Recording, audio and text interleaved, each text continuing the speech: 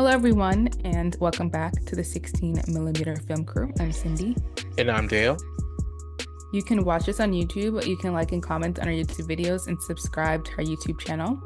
You can listen to us everywhere podcasts are found at 16 millimeter film crew podcast. And you can visit us on our website at www.16millimeterfilmcrew.com. This week, we watched I Used to Be Funny, written and directed by Ali Panku. Here's your synopsis. Stand-up comedian Sam struggles with PTSD and considers joining the search for a missing teenage girl she used to nanny. This movie stars Rachel Sennett. So, Dale, what are your thoughts about this film? Um, for me, it was like a little bit like to get into, like took me a while to understand the premise of the movie was about. But once I think it is a really like heart-wrenching like depiction of the human experience of like depression and PTSD and that struggle to overcome it in the midst of, her dealing with somebody she really cares about and wants to protect, and also the turmoil that created that situation to begin with. Because in the movie, her PTSD not only the reason for her PTSD not only affected her, it was also the reason why the young girl ran away as well. So yeah. Yeah, I did wonder like where it was going when I first watched it. Well, hmm obviously, but like when I was trying to get into it, I was like, oh, I don't know. Is it like the girl is going to be missing and then like not be found because something tragic happened? And how does that tie into like Rachel Sennett's character? So I was kind of confused. But as the movie continued on, I like actually that you continue to like unpeel the layers. Like they don't kind of give you everything kind of in the first like 30 minutes. Like you do, it does take some time for everything to kind of lay out, and they do that through flashbacks and like voiceovers and stuff. So I thought it was good in terms of like the presentation of information, like how do we learn about this person's trauma, Mm. and her experience, and also how these two young women are like connected. So I thought it was cool. Yeah, I did think it was. It's I think the director's first film, so I thought it was like a good feature, first feature. Yeah. I do really like the direction she took in writing the movie. Because the mystery kind of unravels in a very you know, most movies kind of struggle like Memento. Memento is like a good example of the dots not connecting till the end. And Memento really feels disjointed. But this usage of because Memento only picks up to the flashbacks near the end of the movie, so you could piece it all together. But you're in this movie, you're involved with the discovery of the mystery and tensions kind of building, and you kind of do pick up on really soon as like what's happening in real time, what's happening in the past. Like it's a clear, different like the the technical aspects of it, like the lighting doesn't really change that much. It still keeps very naturalistic Mm. lighting, but it's the subtle changes in Rachel Sennow's character and her appearance and her delivery that make you realize, hold on, something is different. Like I know we just saw her get out of bed, but in this scene, there's something different about the way she's presented, like her body language and her posture, and like little things, your hair and like your makeup, which I do think go a large way forward uh in revealing the character. Because the makeup could have also been there and her hair could have been disheveled, but Rachel also embodies that aspect of, depression, which I think a lot of people don't really understand how much body language goes into acting into your portrayal of these characters more so than vocal inflection and diction and stuff like that. Yeah, I thought in terms of the writing, it was a good way of understanding like where she was mentally because, they would have characters be like, "Oh, you took a shower today." And it's like, "Yes, congratulations." And honestly, when you are in that state, like taking a shower is a big deal. Yeah. It's a big step.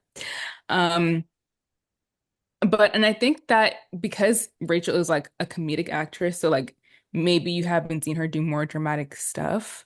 it was interesting to see her take a role like this to see like how that would translate because to me there's not that much difference between comedy and drama like in terms of like the work you have to do each genre but like um sometimes people are good at like doing both sometimes people are better staying in one section like it just depends on the actor and so I think in certain moments like I think she got the being in just like a cloud of despair because of what had happened. She got that down really well. And in the more dramatic moments where she had to like be more vocal and cry and do stuff like that, I think she did a good job at that too without like overplaying it. Yeah. I think everything that she did felt honest and like something like a natural reaction somebody would have. It didn't feel like she was dramatizing any type of moment. It did feel more like, and I think that's also down to like direction and stuff, like how it was shot. You don't feel like you're necessarily watching a movie, which is good. I think that she tried to play it as natural as possible and also the performances as natural as possible. The only performance I kind of had an issue with was with the child actor who plays, what's her name? Who plays was Is it it Rick? Is it Nancy? No. Why do I not know this who girl's plays name? Brooke? Yes, Brooke. Yeah. Brooke. Yeah. That was the only performance where I was like, it's not, something is missing here. Like, it doesn't feel. So I heard someone say this where they talked about someone's performance as effortless, but not in the terms of like, oh, it looks like you're not doing anything. It's like, no, it looks like you're not putting any effort in. Like, and Yeah. in certain scenes, that's kind of how I felt about that actress in particular. Especially in those big moments where she does have to cry and be really emotional. It didn't land with me in particular. But in terms of like Rachel's characterization of this character and also the supporting cast, I thought they were all really good. Yeah. Yeah, that it was really, really well done. Yeah, like we've said before many times, like comedic actors have this wealth of dramatic, you know, ability that I don't think comedic actors, get the respect they do. Like we see the few times when Adam Sandler does like serious roles, everybody Hmm. was like, "Wow, this is amazing." But and the same thing with Jim Carrey. Like Jim Carrey is like dramatic roles. He's had a lot more dramatic roles than comedic roles, but his we always think of him in a comedic setting. If Hmm. you think about that, like a lot of these comedic actors, have like really good like they tap into some of that I think a lot of dramatic actors cannot tap into sometimes for these roles. And there's a large like Jamie Foxx, the same thing, act like mostly comedic background, like to a degree, Will Smith when he has those opportunities to actually be really dramatic and really serious, they always tend to like knock it out the park. Yeah. So I enjoyed seeing her in this type of role. I hope she Yeah, does more of these kinds of things. I think she's good at it. But yeah, yeah, um, one of the things that I wasn't like obsessed with was in terms of the writing was that there are certain like references because they're trying to set you in like a particular setting. I think this is like 2019 or something where this takes place. yeah. So 2019, like Toronto, Canada, I think. yeah, Yeah, which I love. Like I love when movies are set and get it. Like great. Love that. But because there are certain like topical references and like little catchwords and stuff like that that for me was a low cringe. Like I'm not gonna hmm lie. Like that sometimes it would kind of take it took me out of it a little bit because I'm just like, oh, I don't really love that. And it's okay because it's set in a particular setting, so it's not gonna like date the movie if you watch it yeah, back later. It's just that like when you hear this some of the sayings, it is kind of just like, ugh, not a huge fan of that. But also because a lot of the film centers around the fact that like of like her being a comedian, which that's how she started. Like if you don't enjoy her stand up like as it is, like and you can go watch her like stuff on Comedy Central and stuff like that. It's the same thing. So if you don't like enjoy that, like some of those moments are going to be kind of a miss. yeah, So, like, I watched her stand up before I watched this, and I was like, yeah, like, it's not yeah, like really my type of, it's not really yeah, my type of comedy, but like, yeah. but that's gonna pop up in this film. So, like, forewarning, like, and just in case you're not into it, like, just know. that those parts are in there. Yeah. So, I felt the same way when it came to her character actually, being a comedian on stage. I was like, yeah. yeah. Not that funny, but okay, I guess. hmm That's an ongoing thing where sometimes you go to a real life, you're like, oh, this is a famous comedian going to a comedy show, and you go to a comedy show like you're the only one who's not laughing in the crowd, and you're like bored. Like I've had that happen to me in real life, and the guy tried to heckle me, and I heckled him right back, because he What? wasn't hitting, like it wasn't hitting, like come on, but yeah, so yeah. That's actually really funny. Wait, did he just like call you out?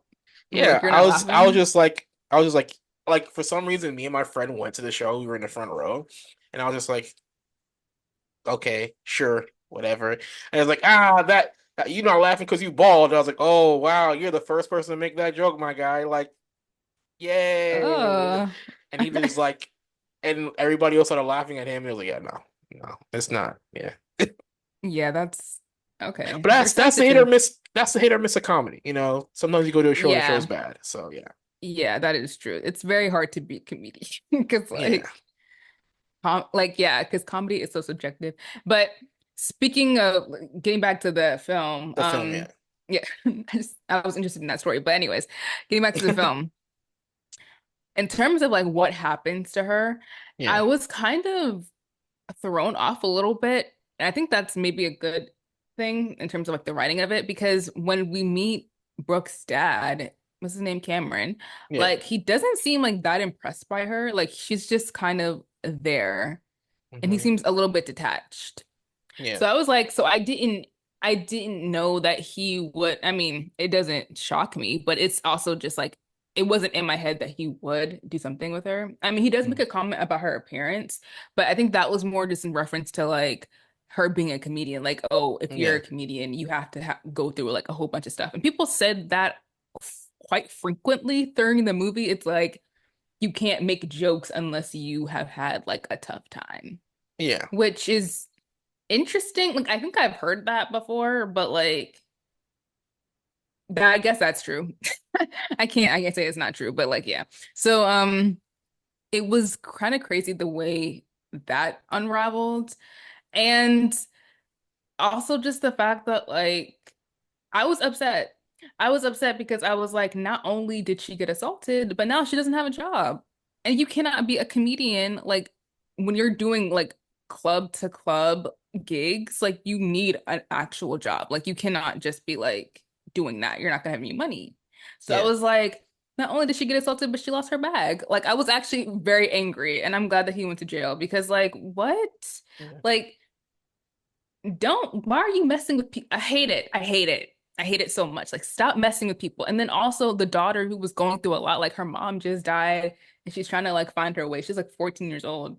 Now she doesn't have anyone to help her. Like, ew, man, yuck. Like, I'm just really upset. Like, I Yeah. was so mad. Like the rapid switch in his character is almost really jarring Mm, in a way. Like you said, he was really standoffish. The only joke he made about her appearance was like, "Oh, you're like the typical line. Oh, you're a comedian. You have to have struggle. You're too pretty. You haven't dealt with life. You're too young." That kind of mm, comment everybody makes. But the rapid you know. descent his character goes on to like, oh, my wife just died. And oh, let me sexually assault this person. It's like a rapid, jarring thing. And I think that's the only issue I have with mm, the movie. Like, and this is me, I've never been in that situation where I've been assaulted, so I don't know what happens or how that mental switch triggers. So for me, I was kind of expecting a slow descent into him like seeking an escape and and that's literally what he's doing in going to her shows, I guess. But the lead up to hmm the assault, I wish was kind of more of a slight build. Kind of like what's that movie we saw a couple like last year, a couple months ago with both the boyfriend and girlfriend, they were engaged and they're working at like a law firm or a stock market kind of exchange company. Fair Oh, Play. fair play. Yeah. Yeah. At least in Fair Play, they were already a couple going through some tension, and what was initially conceived as a consensual sexual experience turned violent. like Mm. this, like so you can kind of like rationalize, oh, this dude is like and we've also saw the lead up to him becoming violent as well. Whereas this is just becomes like oh, my wife's grieving. Boom, let me sexually assault somebody. You know what I'm saying? It's really kind of jarring, so yeah. Yeah, but and also what I thought about it was like the bad thing is that you don't, which is awful, you can't really know. Yeah. Like sometimes people will be fine. And so you'll feel comfortable being around them. Like when she was hanging out with his friends, his cop friends and stuff, like I think that there was a sense of like, well, my wife is gone, but like somehow, even though you're still my employee, so certain boundaries should not be crossed anyways, but like we're kind of family because you're basically like a surrogate mother for my kid. Yeah. So maybe she just thought, and this is another thing, it's like there are certain people who like their alarm bells just aren't ringing early enough. Like, Yeah. or you're just not on guard because maybe like in your life you just didn't have to deal with stuff like that. So maybe you just thought like it would be okay. And I think that that's what her mindset probably was like, well, I know this person and I'm staying in their house and I'm taking care of their kid. Like, we're cool. So it's okay that he's giving me a beer at like what, God knows what hour, and he looks drunk and he's being a little too close. Like, maybe she thought it was like kind of fine and nothing would happen. But that's the thing, like, unfortunately, as a woman, like, you Yeah. can't, you Yeah. always have to be on guard because, most people aren't going to come at you crazy. Like, a lot of the times when these type of things happen, it's with people who you already know and feel comfortable with. Yeah. Like that's a bad thing. But that's also like the truth of the situation. So like should there be more builds? Like maybe in a like just in terms of like of a story perspective, Yeah. like yes.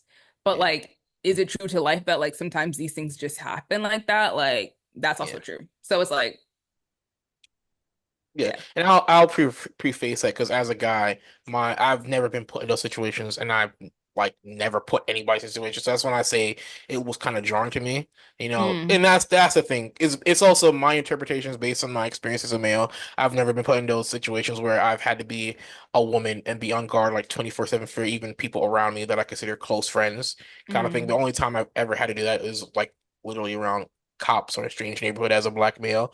So yeah. I can kind of relate, but there's also still a kind of disconnection based on my gender being in those situations. So yeah. Mm. I like that she went to go Hmm. find Miss Brooke Hmm. because I mean, because to be honest, I thought Miss Brooke was dead. I was like, I don't Yeah. think Brookie is coming back, but like, she did find her, and that argument in the hotel where Brooke is like, well, even if he did it, you shouldn't have left me. I was like, uh, but then I thought, well, I guess she's a kid, so maybe she Yeah. just doesn't understand. Like, no, I can't. Like, I actually can't be around you, and I can't be in your house because, like, I just got assaulted there. Like, Yeah. so, but I guess she doesn't get that. I don't know. When I was 14, I feel like I would have been able to figure that piece out, but okay, I guess the kids today are different. I'm not really sure. So, but so I wasn't like, I was like, are you serious? Like, you don't recognize Mm. someone else's pain? And also, she was like, my dad didn't do it.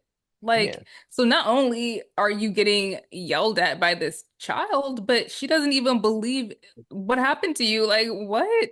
Gross. Like, it's still 2019. Like, I feel like this is like post Weinstein. I don't know, maybe the kids just weren't plugged in, so maybe they didn't get it, but I didn't like that. But I can understand maybe from like just a young perspective, like you're just not thinking about certain things, I guess. I don't know. Yeah. I don't know. I mean, she vocalizes it to I think Paige, the other lady, where she's like Mm, Paige is like struggling, like, oh, you need to help her, you need to go back to the house. And she's like, every time I see her, I see her dead mother, and it's like, well, I see her father. And then she goes, "Oh yeah. yeah, you were assaulted." Like even their family friend who helped find her as a nanny was so disconnected. She couldn't rationalize, "Oh, she's more prioritizing, oh, the family and the daughter I need their nanny." And like she's like, "I can't help because I see my friend."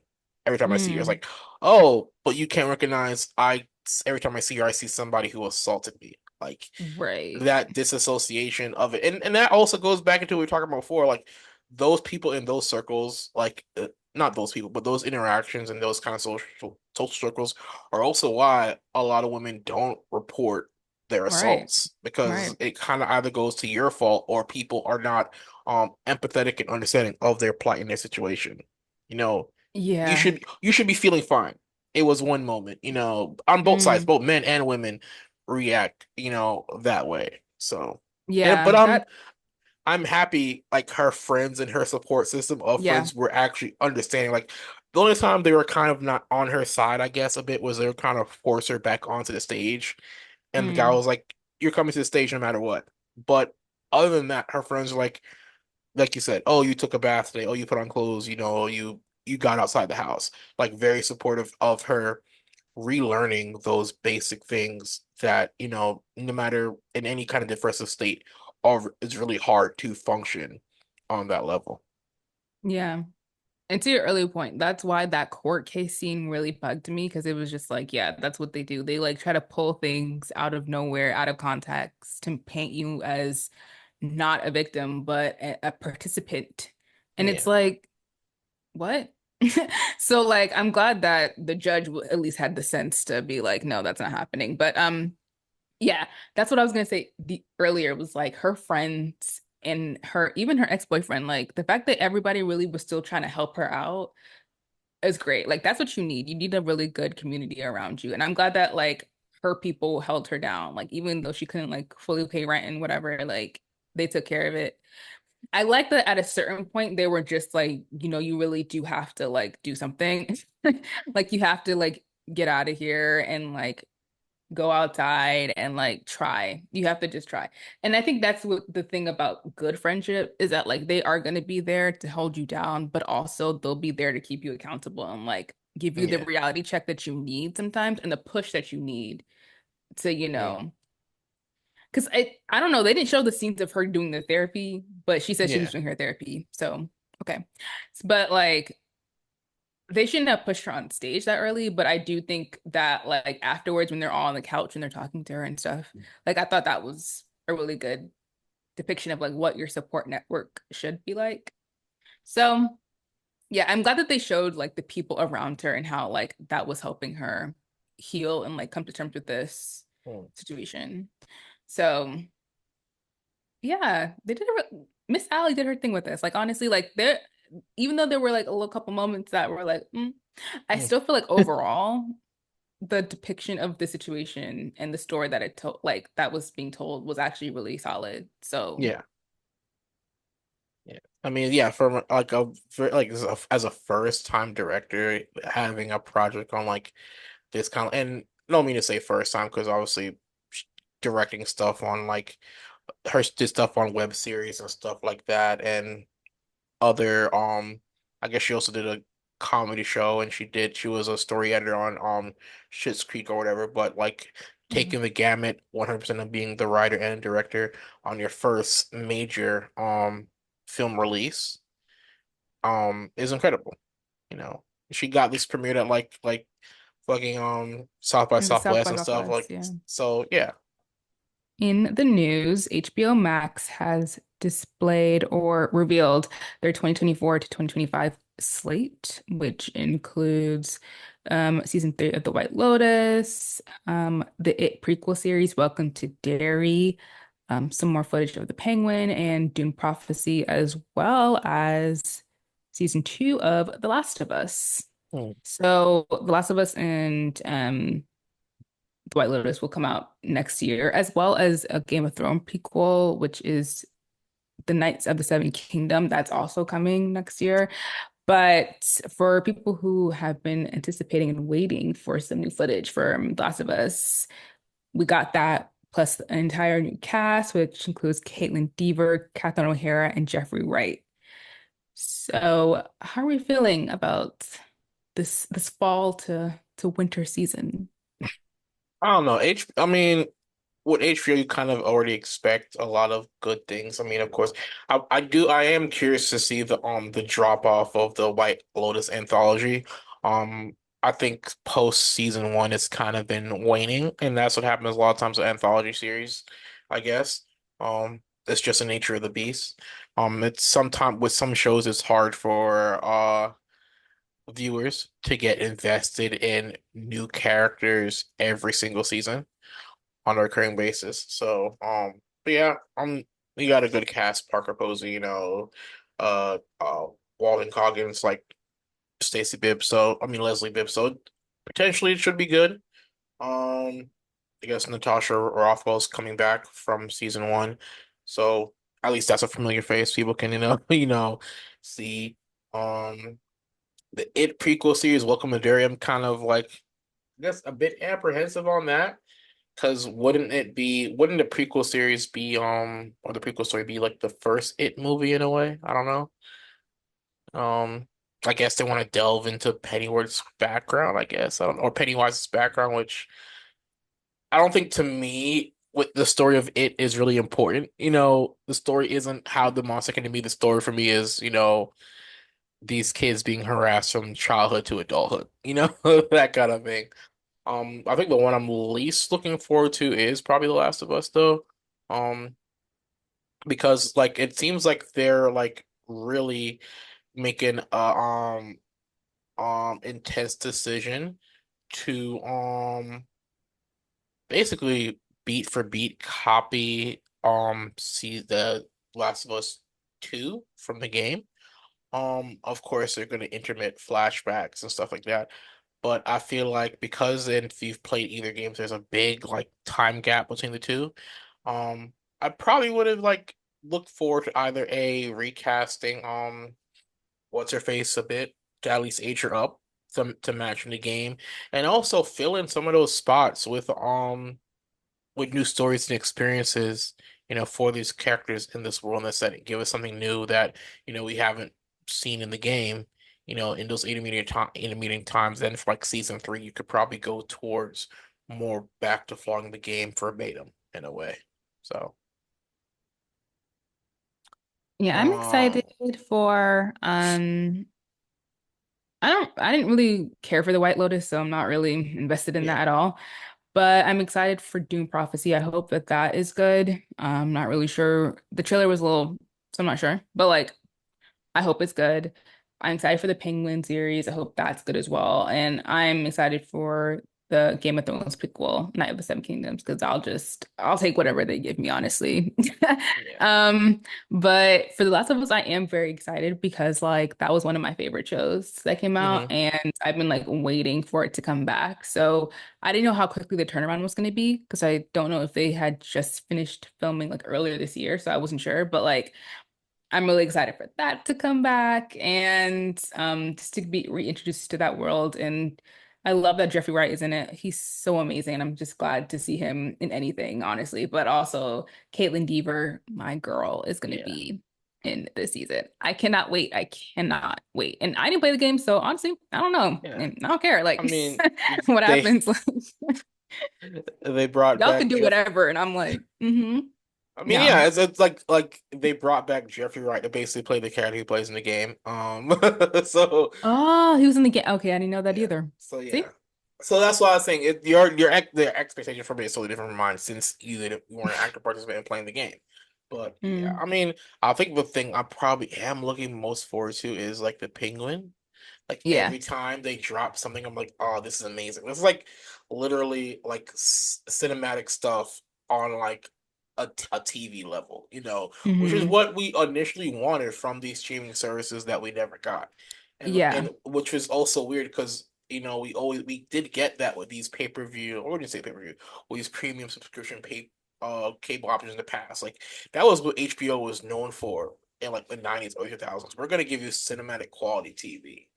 And then it Hmm. seems like with the advent of streaming, it's kind of like gone away. Like the people have just these companies just be being giving people the bare minimum because at the end of the day, streaming services they really just want people's viewing habits so they can come up with ideas for their next major release more than anything else. So Yeah. um moving on from that, Alfonso Cuaron. Um is giving a bit of a warning for his, his latest project coming out. Um, Saying it's probably his most narrative project he's done. Um, which, he's giving a disclaimer for disclaimer. Um, so yeah, it'll premiere on October 11th with Kate Blanchett playing a journalist whose her own stuff is brought to life when a novel mirroring her past is released. Mm. Looking forward to that, like once again, he's a director who's not known for, long-term procedural stuff as far as episodic stuff. So seeing that transition for him, like with doing this with Apple TV, so actually getting to see him actually flesh out his story structure and his characters, and once again in a longer format, it's going to be interesting to see because I think Alfonso is probably one of the best directors out, but also we don't get a chance to we get enough of these characters that leaves us wanting more. So now we're getting a chance to actually get more with this project. Yeah, this was something that has been like cooking for a few years now. Like I've been very interested to see Alfonso Cuarón do television. So like I'm so excited for this, and it's Kate Blanchett like playing a morally great character. Like who doesn't love that? Like that is the juice right there. Like that's exactly what you want. Like you want to be strapped in. I don't know how many episodes they are. Maybe there's like 8 or 10. I'm not sure. But like I want to be strapped in for like at least 8 episodes of like whatever they're about to give me. Because he is one of the most like prolific, one of just like an amazing director. He's not like constantly putting out films. So like whenever you get something from him, it really is special. So like Yeah. I can't wait. I truly can't. I will be sat every single week. And I'm pretty sure they'll roll it out week by week. I'm sure they're not going to give it all once because Apple doesn't really do that anyways. But like Yeah. Cindy will be sat. Like that's it. They're Yeah. coming for the Emmys. Like I'm so excited. Like I hope more directors who are of kind of his cloth do limited series just because I think that it is an interesting challenge. Like one of the things that he mentions in the article is that he's like willing to learn how to do this type of format. Like he's done it before, but not really, not to this scale, I don't think. So like yeah, I think it's just going to be really fascinating. I mean, like I said before with the issue of streaming, I do think the one good thing of streaming has been, like you said, a lot of these directors trying to do limited series format stuff. Like that's not something you really see on this side of the Atlantic as far as the American like Hollywood TV structure. It's something that's very prevalent in the UK. Like a lot of the UK hit series tend to be limited series. Like we Hmm. know definitely where the story is going and where the story is ending. we're Hmm. we're probably gonna do this for like 12 episodes and then that's it.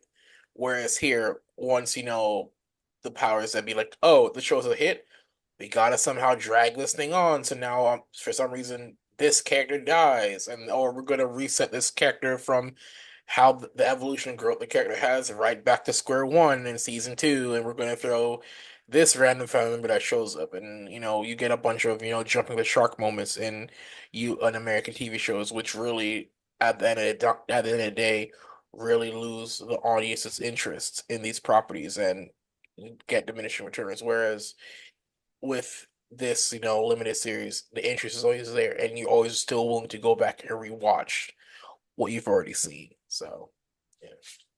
Yep. All right, so let's talk about what we have been watching recently. Me personally, I had the opportunity to go and watch Sing Sing. It premiered at Toronto Film Festival last year. Hmm. And it has had a release in the US. It's an A24 production. I think July 12th, I think. But it's been kind of like a limited release, and I think they might be going nationwide. I guess August 9th. Hmm. But yeah, I had the opportunity to go there. I took my sister with me. It's a very like emotional story. It's basically the story of these prisoners in Sing Sing in New York who participate in a rehab program where they put on theater plays and stuff. Um, yeah, it's really like it was really emotional, and it became even more emotional when they revealed at the end that the whole cast outside of Domingo Coleman and Paul Raci from Sound of Metal, um um they're the only two in the cast who are actually like actors per se. Like everybody else in the movie played like they were actual prisoners in the movie acting Mm, like as himself and stuff. And so in watching, you're like, oh, these guys are putting on a main performance, not knowing that it's coming from a personal place. Like these, like the secondary character of Clarence Macklin, who he's playing himself in the movie. And if I hadn't like if I hadn't like looked up the movie afterwards, I'm like, wow, this is amazing. Like this guy, how long has this guy been acting? Like this performance is like so, intense and stuff like that. And I was like, oh, that's why it's coming from a personal level, a place of personal experience and stuff like that, which I thought was amazing. And yeah, and if you want to actually donate to this program, it's called Rehabilitation to the Arts. You know, but yeah, but it also proves the purpose of what I think to me jail and prison should be. It should be rehabilitation. It shouldn't just be punitive punishment. Like if these mm, prisoners hmm. actually show, red like I want to say they've actually changed. That's what it should be. And this program actually has shown that a lot of these former alumni go on to do help with theater and stuff like that. So it's amazing to see how like knowing the American film palette, like I mentioned a while ago, like I don't think this will get the viewing it should, but I do think if it does get the viewing it should, I do think it probably might be a Oscar contender. But I don't know. That's just yeah, that's just the nature of the beast. There are a lot of good films that don't get a lot of attention because they don't Yeah. have that pizzazz, But yeah. Yeah, that's cool. I can't wait to see that movie. Yeah, I have been watching a few different things. I remember. I watched like a 2 or 3 hour video essay about P. Diddy and all of his stuff by Jay Aubrey. Mm. Oh, Lord. Please lock him up. Like, I know we just talked about prison and like hopefully he can get some rehabilitation because that man is a mess and he's just out here on the loose. Like he needs to be caught. Like he is a danger to society. Like, and I'm not joking. So yeah, that was a lot. But I also watched Deadpool and Wolverine. Went to the theater to go see that. I You know, I don't know how to feel about this movie. I feel like when I've seen the reviews, it's been like really good. Maybe I don't know if it's still that way, but like the reviews seem like they're good. It's made all this money at the box office. Like the way that I feel about it is just like, I don't know. I watched the first Deadpool and I didn't watch the second one because I was like, this character is annoying and you have to stay with the character the entire film. And then I thought, well, with Wolverine, Hugh Jackman's back for some reason. So like maybe that'll be like a nice counterbalance because the character of Wolverine is like notoriously silent. Like he doesn't talk that much unless he really, really has something to say. So like maybe that'll be okay. And I think it's also predicated on if you like Ryan Reynolds, because if you don't, it's going to be a tougher watch. And I Mm. felt like I was kind of teetering because I don't care for Ryan Reynolds at all. Um, I appreciate his love for the character. Like I appreciate that he really cared about Deadpool and like wanted to make this movie and like always puts 100% in terms of the performances. Like he produced this and all this other stuff. Like great. Like have your passions. I hope it works out for you. Like, you know what I'm saying? And so far it has. Like so far it hasn't working out for him. But because I don't like Ryan Reynolds like that, it is Mm. kind of hard to care about the character or like want to be invested in the character. And I've heard other critiques of just being like, well, the character of Deadpool doesn't really care about anything other than like his girlfriend. and I guess his little group of his quirky group of friends. Like he's not there's not like a huge motivation there of like why he Mhm. wants to like save the world. And that's why this movie kind of goes on that of like he wants to matter and he wants to contribute, but it's only because his girlfriend left him. Like it's not really because he himself actually has the motivation to be a hero or like contribute something. So it's and he's an anti-hero, so like I don't know his comic background. I don't understand what the character is supposed to be necessarily. All I know is what Ryan Reynolds has given us over these years. And honestly, I don't care for it. Like I just don't care for it.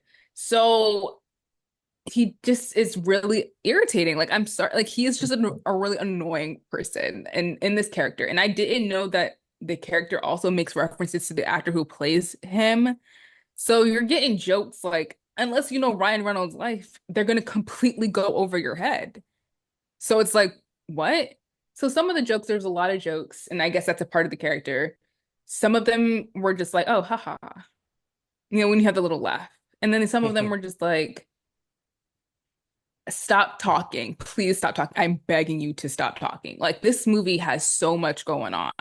And if you have ADHD, like I don't even have ADHD, but like that is just so much coming at you. Like, and it doesn't stop. It's just really intense. Like there aren't really any quiet moments that much. So it's just an onslaught of stuff. I will say that the cameos and stuff, like the people who come back from the 20th Century Fox Marvel stuff, that was interesting. Like I actually enjoyed seeing that because I love those movies. Like I know people, have issues with them, and I get it. They're not the best stuff, but like I really enjoy those movies. That was kind of my introduction to comic book movies was watching those like early X-Men stuff. So like I really enjoyed seeing it. I had no problem with that. And their action sequences were really good. Like the cinematography and stuff, like it kind of has that bland palette like most Marvel movies do. But in terms of like production value and stuff, I thought that was really good. I thought Emma Corrin as Cassandra was fine. I don't know. I don't know the characters. I don't know what the character is supposed to be doing. I would have rather seen, and no, and this is no shade to Emma, but it's just I would have rather seen James McAvoy as Professor X. I would rather have him back, to be honest, but okay. That's okay.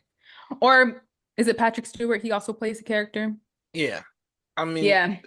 yeah, Either that one. Actually, was I would have taken either one, to be yeah. honest. I But mean, there were some moments that were like good. Like the opening sequence was fun. So like it's one of those movies where it's not terrible, it's not amazing. It's kind of like half in the bag. So that's it's kind not your of thing. yeah, it's like it's there are some good moments, but there are some moments where you're just like, I wish I wasn't here anymore. Like so it really depends on like who you are as a person, like what kind of things you're into. It really depends on that. Yeah. Yeah, I Yeah. don't know. Like, I think that was probably one of my oddest concerns. Like, this is before it became revealed the amount of people who are in the movie making cameos. Like, Hmm. like when they announced like Emma Corrin was gonna play Cassandra Nova. Backstory: Hmm. Cassandra Nova is supposed to be Professor X, either James McAvoy or Patrick Stewart's sibling, Hmm. which kind of died in utero because Yeah. it's a weird thing, but the fact that Emma Corrin is playing her and they're kind of young and is known to be an older character, I guess it's leaning more into the James McAvoy age of Professor X than the Patrick Stewart, which whatever, fine. The amount of callbacks they have in this movie, like the girl Laura, not Laura, Daphne. I don't know, I can't pronounce her name.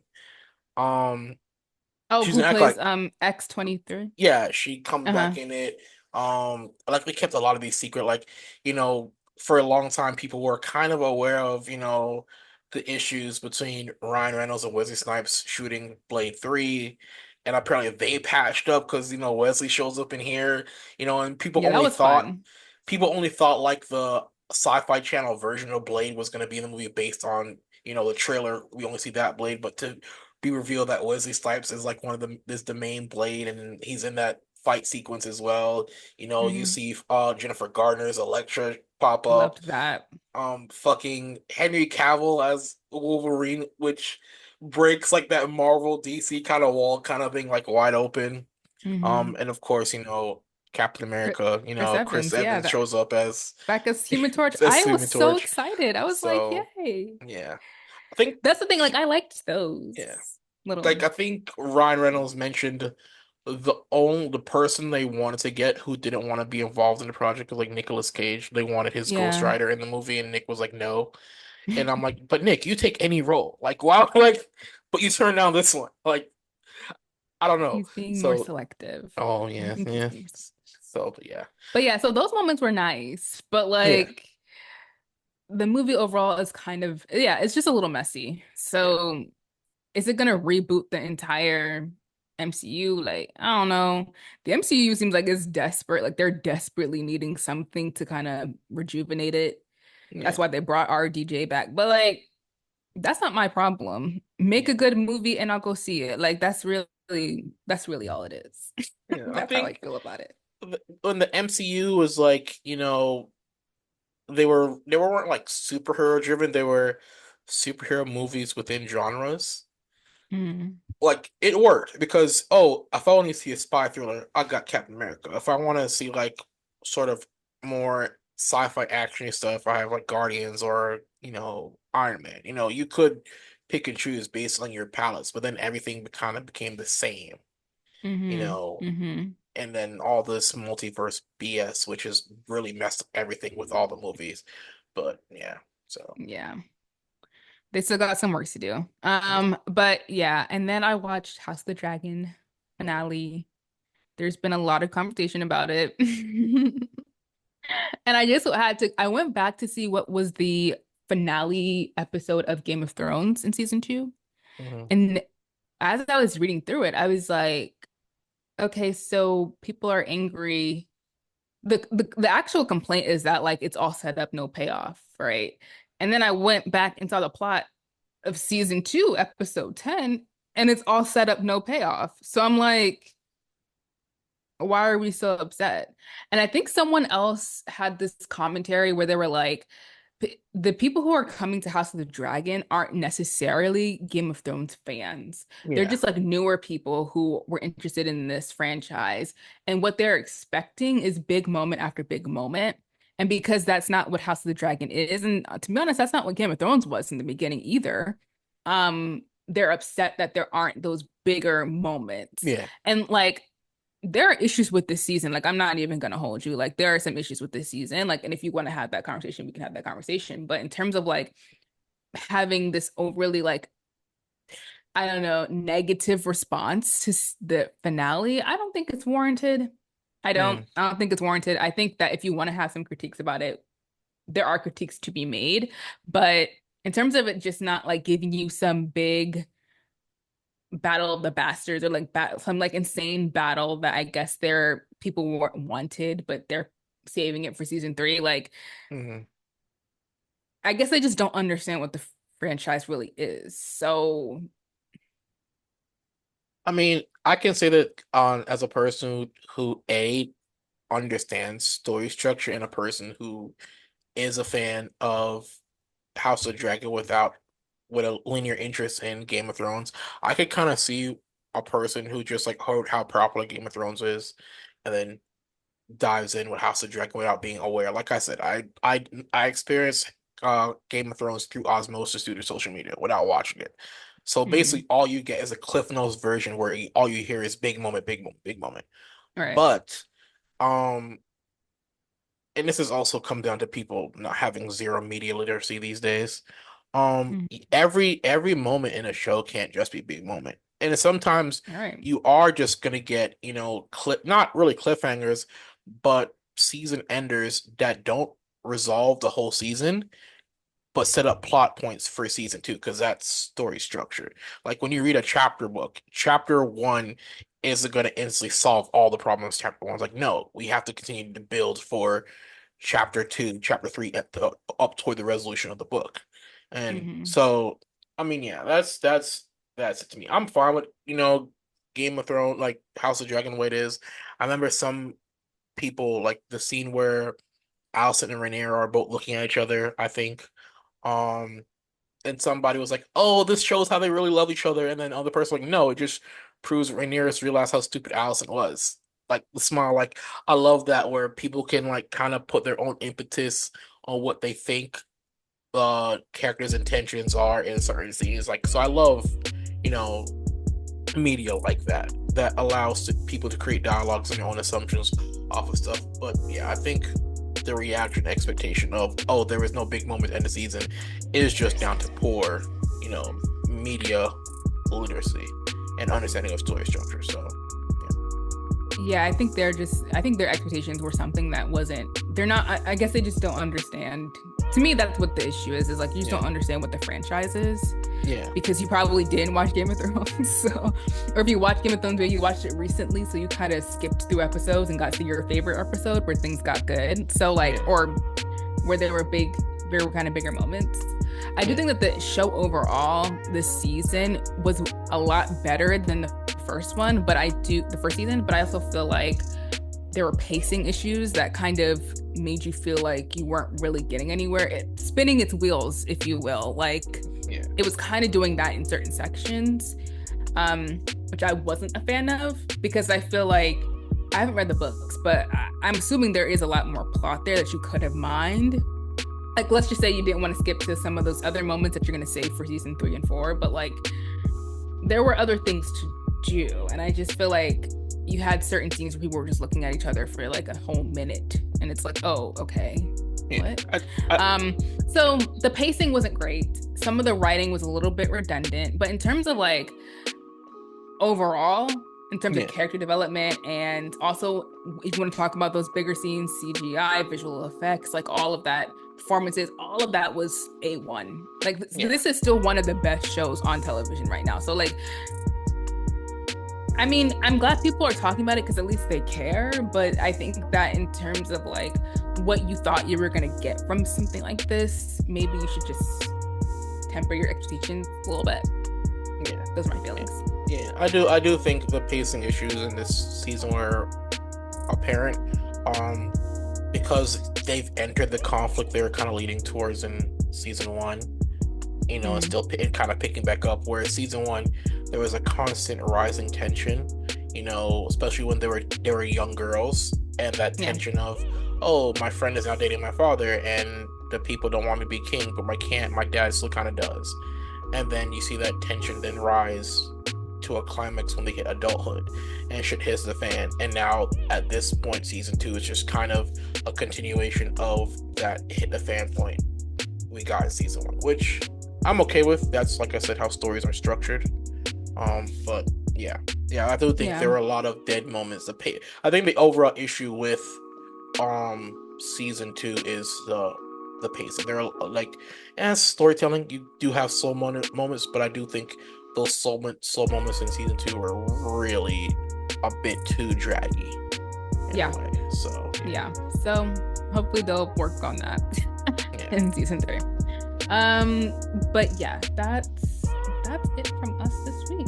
We hope that you're taking care of yourselves and doing well. Make sure to check out all of our social media, support us if you can, and we'll see you guys in the next episode. Bye. Au revoir.